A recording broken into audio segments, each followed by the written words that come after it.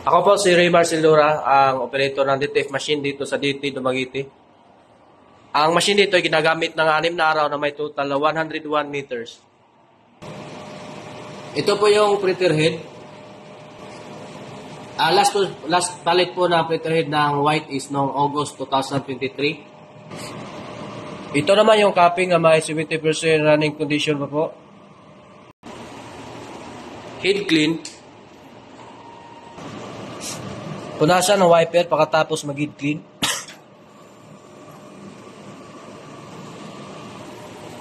At nozzle test.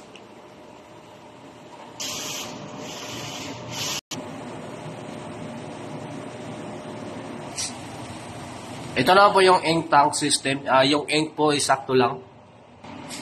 Ito na po yung waste tank area. Last disposal po kanina. Ito naman yung EVR. Ground wire. Ito na po yung stock na CMYK.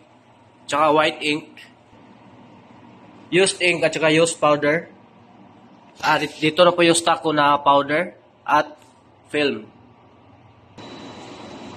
Ito na po yung consumable monitoring ng cyan,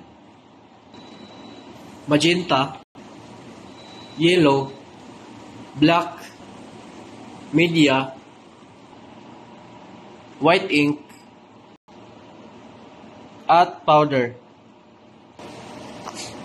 Ito na po yung daily output record.